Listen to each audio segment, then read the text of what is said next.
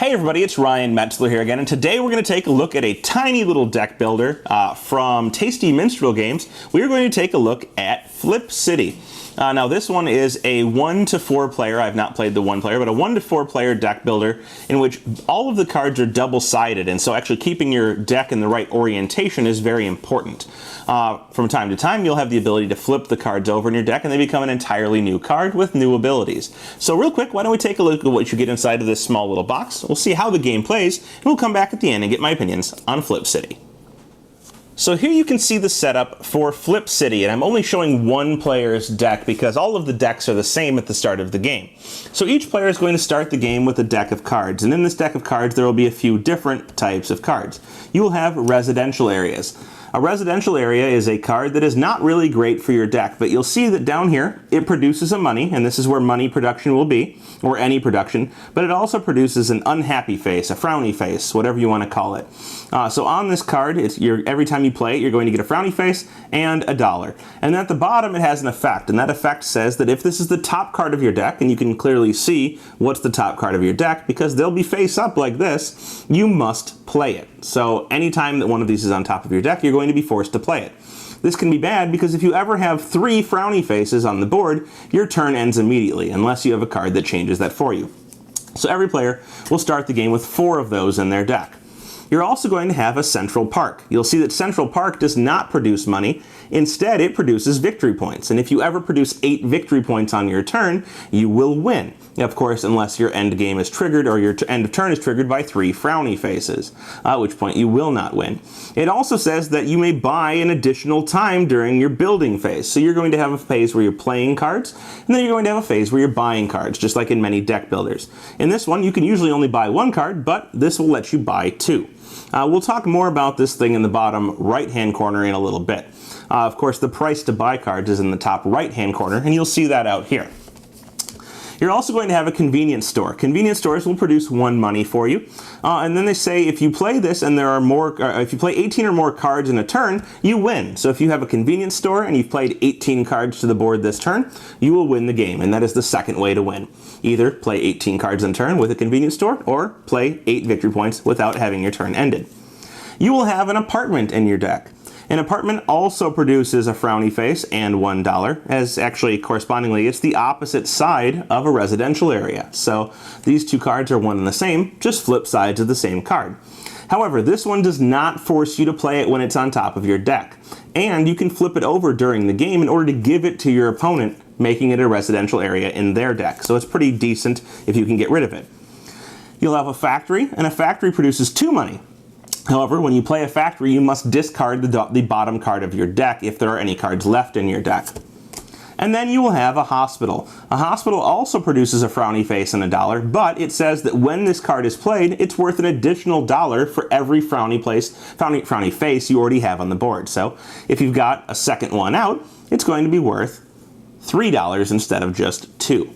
So that is every player's starting deck, and they are going to shuffle this deck at the start of the game. Hopefully without looking at it, so you're trying not to look at your deck because of course you can see what's on top of it after you finish shuffling each time. So you're just going to kind of try and randomize it, and then you'll set it down, something like this. Now, once you've got your deck shuffled, your turn will consist of playing cards from the top of your deck until you decide to end it, or until it's ended for you automatically by the playing of a 3rd frowny face. So, for example, I could play the hospital, and when I play it, it's worth $1 plus $1 for every frowny face on the board. So in this case, it's just worth 2 total dollars. I now have a Central Park on top of my deck, and I can play that Central Park, and when I do so, it does nothing for me, but it says I can buy an additional time this round. I then must play my residential area because them's the rules. And this would be a bad scenario because now there's another residential area on top of my deck, and I must play it, which gives me 1, 2, 3 frowny faces and ends my turn without me getting to do anything else automatically. You'll note that there is another residential area on top of my deck. Had I not had a 3rd frowny face, I would have to play this, but since I triggered the end of my turn, I don't play it. Now let's instead just go back and say that I had stopped after the hospital, and I have $2. Okay, and the rest of the things were in this order on top of my deck. So I have $2. On my turn, after I've chosen to end my turn, because I ended it without the trigger, I can buy any of these cards from the supply here. However, we'll see the only one I can really buy is a convenience store, which costs me $2. This is the same card that I showed you earlier that says if I play 18 or more cards, as well as this card in a turn, I can go ahead and win the game. Now there's another thing you can do with money if you have cards in your discard pile. Rather than buying, you can choose to upgrade one of your cards. So let's say that this isn't my first turn and I happen to have a residential area, or maybe a few residential areas and some other cards in my discard pile. The bottom right-hand value that I mentioned earlier is the cost to flip a card. So this one here is $1 to flip this card over from my discard pile. When I do so, I pay that $1 instead of buying something from the board, and it becomes an apartment. So that is now a card that does the same thing as the residential area, except for I'm not forced to play it when it's on top of my deck. And for $8, it can be flipped over back to a residential area, but handed to my opponent and put in their deck, which is bad for them because now their turn might end prematurely more often. So your options are buy a card, flip a card over, or you can actually buy and flip a card if you've generated enough money. So if you want to buy a card from this area, you could spend the $2 and the $3 at the same time to buy and flip a convenience store and place it in your discard pile. Now, I'll just show you the quick other cards that are in the game. So this one is Shopping Mall. It's the inverse side of Convenience Store, which lets you win the game. But this one generates 2 money and a victory point, can be flipped over from your discard pile to generate you $1. So there are certain cards that when in your discard pile, you can flip back over for a benefit. And says if your deck isn't empty, you must play another card after playing this one. So that's Shopping Mall. Office is an expansion card that says it's worth $1, and when you shuffle your deck, you can take this out and put it back on top. The inverse side of it, upgradable for $4 from your discard pile, is a trade center, which gives you $2. It can be flipped from your discard pile to get rid of a frowny face for you or add an extra frowny face to your frowny face tolerances. And it says you can flip this card and then shuffle your discard pile into your deck. So if you want to, you can flip it and then shuffle your whole deck if you would like. The hospital we already saw gives you money for frowny faces, but on the inverse side, it's actually a church, which increases your tolerance to frowny faces. You have +1 frowny face tolerance before your turn ends, and you can increase that by 1 more from your discard pile. So you can actually do it from your discard pile or by playing the card to increase your tolerance. But if you do it from the discard pile, it flips back into a hospital. The factory, which is worth 2 money, turns into a power plant. And the power plant is worth a frowny face, $1, and 2 victory points. Can be flipped over to put the card back on top of your deck if you would like from your discard pile as a factory, but allows you to place an apartment from your discard pile, apartments being the inverse side of the residential areas, into your opponent's, one of your opponent's discard piles, making their deck a little bit more clogged every time you play this card. So it helps you thin out your deck. And then Central Park flips over to become the station, which is worth 3 victory points, can be flipped from your discard pile for a victory point, and allows you to, when you do a flip action, flipping cards from your discard pile, flip an extra card, and both cards you flip are at a discount of $1 to their flip cost. So you can see that there's a variety of ways you can generate points or clog your opponent's deck or thin out your own deck in order to try and reach either the victory points that you need or the 18 cards that you need to play in order to win the game. And that is Flip City.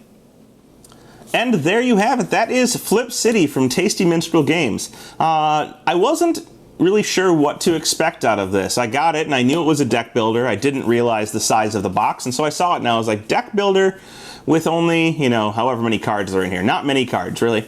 And so you think, well, my deck's going to be rather small, isn't it? And the idea here is that it will be rather small, but you need it to be just big enough to play 18 plus cards, or 18 cards, or of course to score 8 victory points.